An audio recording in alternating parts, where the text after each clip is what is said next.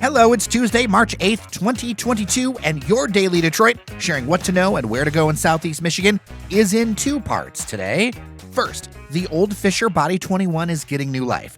Built in 1919, the old GM facility at Paquette and Hastings has sat for many years, slowly crumbling. Robin Runyan has the details on what's next.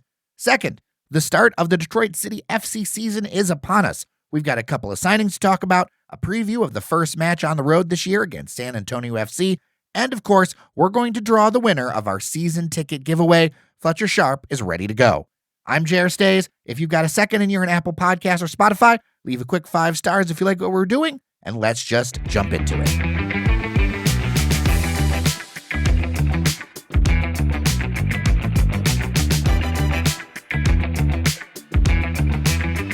Joining me virtually, Robin Runyan, editor of Urbanize Detroit.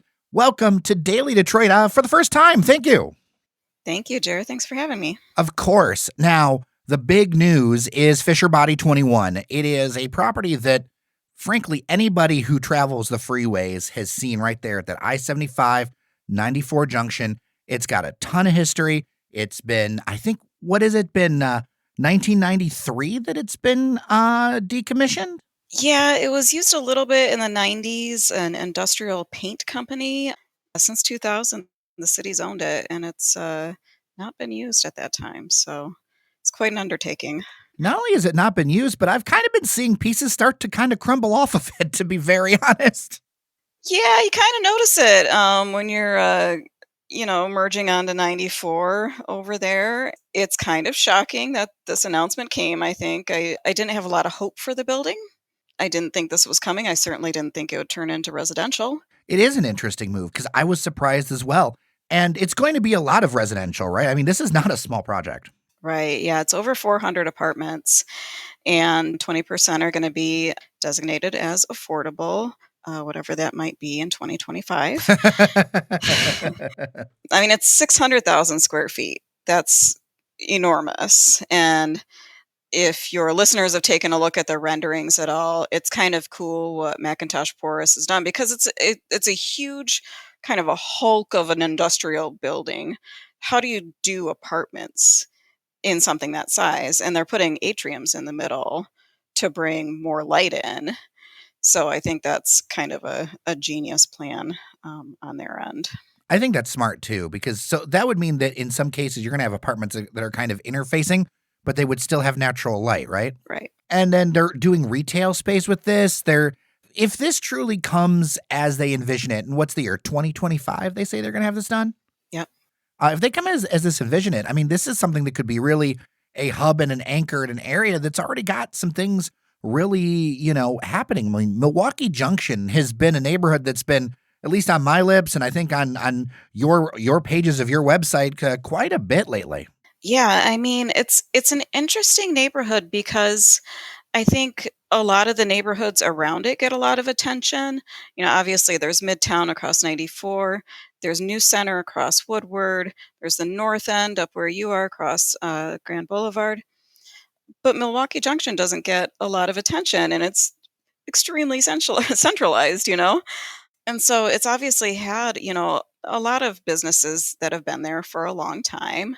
But in the past, it seems like 5 years, there have been quite a few loft conversions. And then we just started to see so many businesses open. You have Kiesling, and you have, Vault to Midnight coming in. You have these nice restaurants coming in. And it's kind of really impressive that these businesses are investing over there. And this would just bring in, so many more residents to the area, because it's not really known to be much of a residential neighborhood. Yeah, I mean, there's a few little projects that have started to pop up, and you've got the Paquette plant there, the historic Paquette plant, which is, home of the Model T and all that kind of stuff. The thing is about it is, like, you can drive down East Grand Boulevard now, and the lights are on. And I mean that in the lights are on, life is happening with those restaurants. You mentioned Kiesling, and that whole area, I think, has a lot of potential to do a lot of things, especially just alone for its location. Not even saying this project, which, I mean, we haven't even gotten into the amenities in this thing, and just like kind of perusing through the list, it's kind of nice what they're planning. Yeah, what stood out to me? Well, first of all, yes, it seems like this is going to be a destination. They want people to come for retail as well. There's going to be a lot of space for that. But there's also going to be I'm looking forward to seeing this. The roof is going to be very open to the people who live there, and it's 6 stories high, and I'm trying to envision it because it's right by the interchange. Like, are we able to look past I-94 and Yeah. I-75? It's interesting. Because one of the things they talk about is like the athletic track and Mhm, things like that. It's something where it's almost like it's part of the city fabric, but it's mhm. also got some qualities of that vibe that I'm feeling with some buildings. And I would mention that vibe too with, say, the Albert Kahn, whereas Mhm. this idea where you can leave and you're going to want to leave and try different things, but if you don't want to leave, you can pretty much stay there and have so many parts of your life kind of met, so many needs of your life met. Yeah, absolutely. And, they said they're going to have a lot of bike storage there. So obviously they're going to have a lot of parking there as well. But, if you want to hop on your bike and just go to a coffee shop, a few blocks away, Mhm. go to Chroma, which is another amazing building that was just rehabbed along East Grand Boulevard. This could become a walkable neighborhood. And that would be really excellent to see. Another one nearby, and I know it's a favorite of yours. Maybe we can talk about it for a little bit. I know it's not necessarily Fisher 21, but Stanley Hong's building, what's happening over there too, because that's such a cool thing. If people don't know and haven't driven past this like very interesting modern structure, I mean, you need to check it out.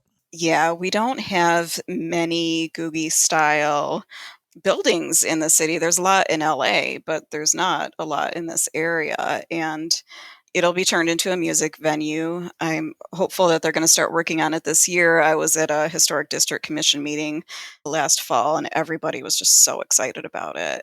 I think that's gonna be a complete destination as well. For sure. Now, some listeners in different parts of the region might ask, is there the demand for 400, 430 plus apartments and all the things that they're talking about? What do you think about demand in the greater downtown area and for projects like this, as far as people wanting to lease these out? I hope so. I mean, we're kinda looking a few years down the road. I mean, they say 2025. I think that's a very ambitious timeline, considering there's still a lot of they need to go through the community benefits ordinance. They need to get all of the tax breaks that they're going to need in order to make this happen. It seems like there have been a lot more apartments lately. I think there's much more of a demand for apartments than condos lately. We've seen some places convert from condo to apartment, right? Yes, we have. And it's not that far from Wayne State either. Yeah, you could definitely go to classes at Wayne State from there. Like it's something you could easily bike and do. How important is it that part of the development team, it's got black developers, Gregory Jackson, Richard Hosey, names that have been bouncing around Detroit for quite a while. I mean, I remember hearing about Richard Hosey, years ago, and then it's also going to have Kevin Lawand of Lawand Development, though that's of course connected to Tom Lawand, the Lawand family. But how important is it to have black developers involved in such a large project? I mean, it's huge. The city is majority black, and there needs to be more representation across development. It seems like we've only I mean, there's more developers building right now, but we've heard a lot of the same names over the past 10 years, and it's good to have more representation, especially for a project this big. Hmm. So, what are your thoughts? Do you think this thing's actually going to come through, or do you think it's going to be later than 2025? What does your crystal ball say? I'm putting you on the spot. I know. I want to be cautiously optimistic. I really hope it comes to fruition. I think it could be amazing. Driving past it, it doesn't look like it can be saved. It's just too big. It's too run down. And you see that when you drive past the Packard plant right now, right? So the fact that they're doing this and they've been looking at it for a few years now and trying to figure out, the how to put the plan in place and to get to this point where they're announcing it is big in itself. And I really I want it to happen. I think it would be great for the neighborhood. I think it'd be great for the city. It's keeping the historic fabric of the neighborhood intact. It's an industrial manufacturing neighborhood. And, to keep such a great building like that is going to be important for, generations to come. For sure. And I can't help but think of the psychological impact of so many highly visible structures getting rehabilitated. It's one thing to knock them down, but I think about with Michigan Central, with this, with some others, where it's not just flat land, it's really happening. And I think that gives people a confidence and an energy, and it helps people who kind of, there's still the naysayers out there, but Detroit's got momentum. Oh, for sure. I mean, obviously, Michigan Central is the big one that everybody's looking at and everybody should look at. I mean, we've been wanting this forever. But Book Tower as well, I think, is going to be just an absolutely impressive attraction when it's done. I'm really excited about Book Tower. You got to do a later tour of that. I've only was in earlier, but even the earlier stuff and seeing the renders and seeing some of the pictures that you shared, I mean, it gives me goosebumps. That place is so gorgeous. Yeah, I was in it this fall, and I think the 13th floor, they're gonna have, like, a rooftop deck up there, kind of indoor, outdoor lounge space and event space, which I think is gonna be really, really cool. But then you get on those top floors, just the views from up there are pretty amazing. I'm really looking forward to it. I remember I went to do some contract work maybe 15, 20 years ago in the Book Tower in those upper stories. And I remember back then the look and just how stunning the views are. The floor plates are a little small in the tower, but I'm sure they're going to, make it work. It's definitely a signature project. And if listeners don't know, that's right there on Washington Boulevard. You can't miss it. It's the tallest building on the block. Robin Runyan, Urbanize Detroit. If you want to check it out, urbanize.city/Detroit. Make sure to give it a read. Some great development coverage. And I appreciate you, Robin Runyan. Thanks for having me, Jer.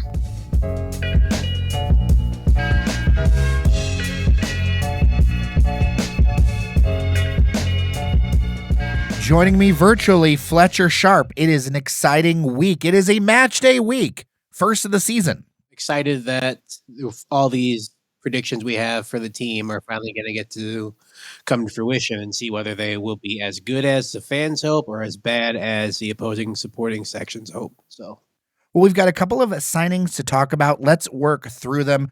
Billy Forbes and Francis Atuahene. Atuahene, what are your thoughts? I mean, I've seen some clips, and he's got some good experience, and he's played at the MLS level. So, number one, back in December, they had the Midwest Combine, which is run by Bilal Saeed of AFC Ann Arbor and the Anti-Racist Soccer Coalition. He's one of the people who runs it, but it brings in a bunch of people and a bunch of talented scouts to come watch these players who are trying to get pro contracts. And Francis Atuahene was there. I've watched Francis for a while. I've watched him when he played for Michigan. I've watched him in the U.S. Open Cup with the now Flint City, then Michigan Bucks against Indy 11.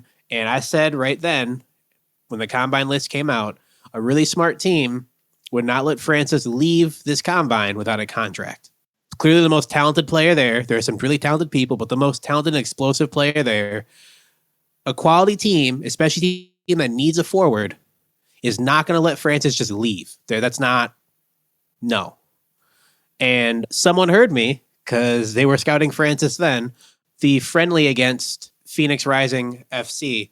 Francis Atuahene was the trialist who scored both those goals. So that we'll get rid of that mystery right now. Billy Forbes assisted on the second goal. So both these two people that were signed had a big contribution in their last competitive match they played against the USL Championship caliber team. So Francis, explosive player, typically has a little bit of trouble finishing. He'll score the amazing ones. Like there's a play I'll never forget I watched in the U.S. Open Cup. Goalkeeper booted a ball down the field. It bounced once. Francis from about 25, 28-ish yards. Let the ball bounce once, turned, and hit this sidewinder of a ball one time, top left corner. Keeper stood no chance. The ball left his foot, and it sounded like someone punched someone in the midsection. It was such a hellacious hit that we were all stunned. And he didn't really react. He was like, all right, I scored a goal, but he wasn't taking his, he was like, this is something that I do. And that's when I'm like, this guy's amazing. Like I hit something like that, or anyone's hit someone like that, my shirt's coming off, a shoe might come off and be thrown into the stands. But he's like, yeah, I scored a goal, whatever, let's get back. So he's a very explosive player. As you said, he did have some time in the MLS. He actually holds the record, or is close to the record, for the quickest goal in an MLS debut, playing for FC Dallas. I think it was 42 seconds. Unfortunately, his career did not pan out in MLS as much as I thought it would. He had all the tools, and I'm just not sure what happened. But I'm very glad a player of his caliber is playing for Detroit. He will use his pace, and he'll use his strength and his IQ to dominate the back line. As long as he has someone to feed the ball to him, he will do wonders. And our next signing, Billy Forbes, is a part of that. Turks and Caicos captain, winger who can play up top as well, can get the ball from the wing to the middle. Very quick, very tricky. There've been some videos of him trying to be too fancy and looking like a zombie stumbling around the field with the ball at his feet. But if you can do that, I trust that you're tricky enough to get the ball in there. So I think two very good additions. My biggest worry before was Detroit City FC not having firepower up top. Now you have choices, whether you're going to pair Atuahene with Billy Forbes, Atuahene with Hopino with Forbes with Pato. Just you have a bunch of combinations you can worry about now, which is always good. You never want to have four players on your roster who are exactly the same type of player. You want to have different types of players to work with different types of players. If you have all the same, you face a team that neutralizes that one type of player, and then you're just stuck. So they have multiple weapons up top, and that's all I wanted them to get something in, is someone who fits a different type of scheme for every type of team. One thing about Atuahene to watch as well is he's got that Michigan connection, and I literally mean the University of Michigan. Detroit City FC loves our hometown guys, and I mean, I could see him being a fan favorite very quickly just because of that alone. It's a kind of a homecoming. I know he's from Ghana, but, you know, with that college career, 3 years at U of M, that builds some affinity. Well, I mean, he already is a fan favorite. Literally, when he got signed, everyone who watched soccer in Michigan was like, love this guy. I'm glad to see him. Even disgruntled AFC and Arbor fans were like, we're glad to see he's back in the state, even if it's with that team that's in Hamtramck. So whether he has a good year or a bad year, I'm glad to be able to watch a player of his caliber with my own eyes and not have to pay attention to another USL team. Now, math is not my strong suit, but I feel like we have some more signings to go here. A little bit more on the bench, something like that. I mean, you still want to keep adding players when you can add players. I think a few more creative midfielder types would be helpful. Maybe a few more wing defenders would also be helpful. But the season's about to start, so unless there are some people being held up, this is essentially what they have for the roster right now.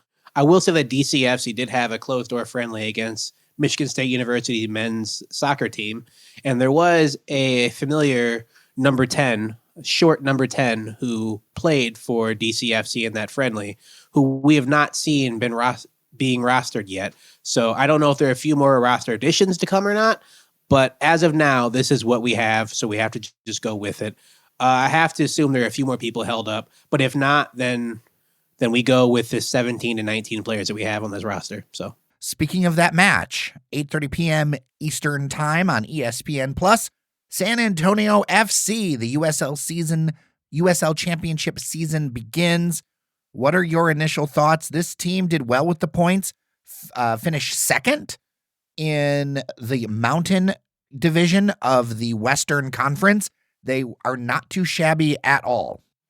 Yeah, they're not necessarily a great team, but they're a mauling team. They're an annoying team. 14 wins, 10 draws, 8 losses. 10 draws means the game is never over with them. They will scratch out a point if they need to, and they will cough up a point if they need to. So the game is never over with them, which for a team you're supporting is great, but for a team you're playing against is terrible because you have a bunch of anxiety for the whole 90 minutes. Last year, they finished in the conference semifinals or the conference finals against eventual champion Orange County FC. Went down to a penalty kick. So let you know right there, like they were really close to being in the finals themselves. Thankfully for DCFC fans, you'll have less to worry about in the wings as last year, as Jose Gallegos, an academy standout for them, who was voted the second year in a row one of the best young players in the league, transferred out to a team in Denmark. Their leading goal scorer, Nathan Fogassa, returns to Coritiba FC in Brazil on loan, and Marcus Epps, who is a dangerous winger they brought off the bench to help create hectic and change the pace, transferred to Phoenix Rising FC. So there's less for them to worry about in the wings. Now, they did reload San Antonio FC with Kikuta Mane, who spent last year in MLS with Austin FC, but he didn't really have a great season with them. Only 334 minutes played, so we'll see. But he's very speedy, hoping to kind of create the same effect Marcus Epps have. They also bring back Mitchell Tainter, center back, who joined via loan from Sacramento. Stout in the middle. Their game is really more so holding you and then kind of breaking you with 1 or 2 goals. But because they'll be missing a lot of goals from last year, it'll be a chance for some people to step up. Santiago Patino, for example, 8 goals in 14 games until he got hurt. Yeah, that's really the main focus you'll have. Deshane Beckford can cause some havoc too, but the thing I'm most worried about with them is that they are a mauling type of team. Like I said before, they're very annoying.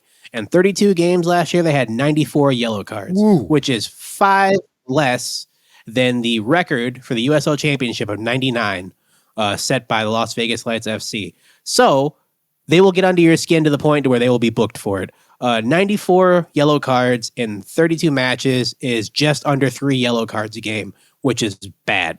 But it shows that they're a combative, gritty team, and they are going to get under your skin, even if it means getting booked for it, because whatever. And that'll throw some teams off. Typically, DCFC has been the team to like be a little annoying, whatever. But when they play other annoying teams, they struggle. Perfect example, Stumptown last year at home. Stumptown just frustrated them the entire game and then scored a late goal to beat them. So we have to hope this team has a better temperament than last year's team, because if they have to play irritating teams like this, it could be a problem. Win or lose, what are you looking for from DCFC that would be a good sign for the rest of the season?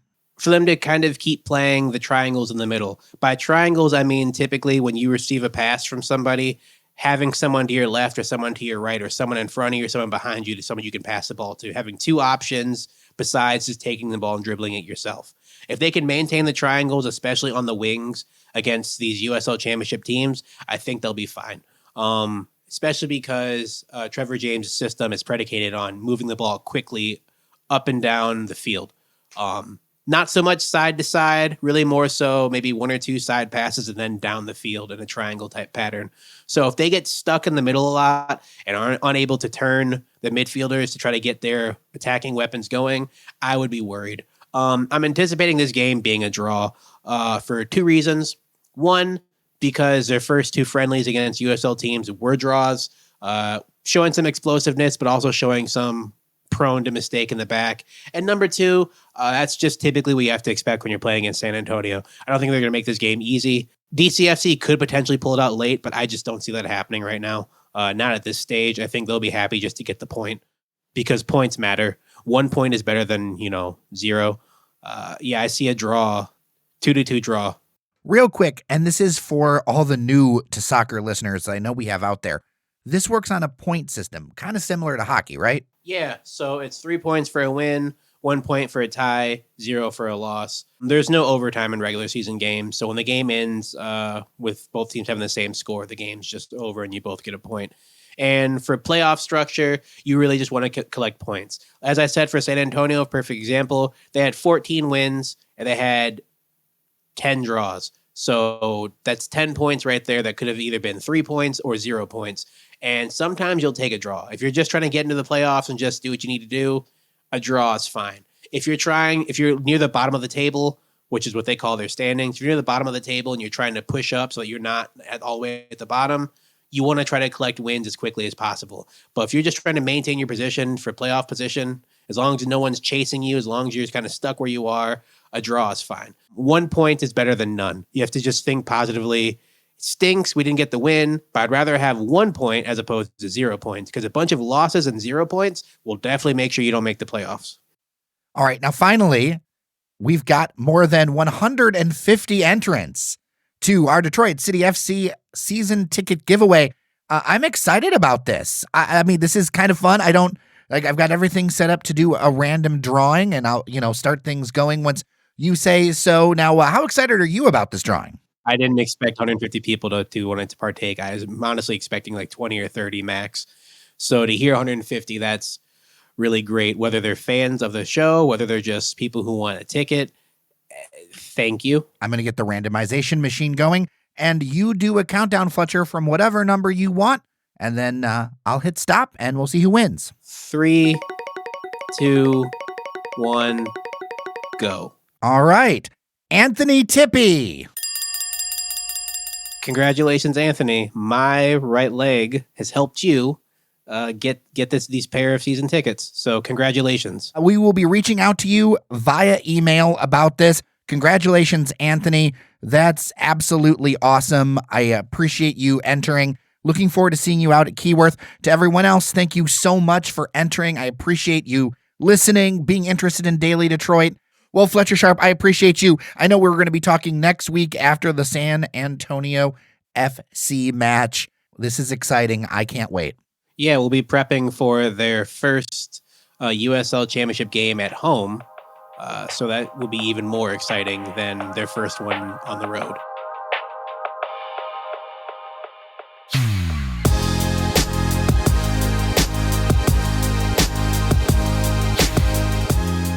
Tomorrow, the organizers of Challenge Detroit will be by to talk about a program that for more than a decade has been helping people get involved with Detroit and how you can join up. Thursday, we'll be talking about the state of the city and the proposed city budget with Chase Cantrell. And Friday, of course, Devin O'Reilly with our end-of-week roundup. With that, thanks for listening. I'm J.R. Stays. Take care of each other, and we'll see you around Detroit.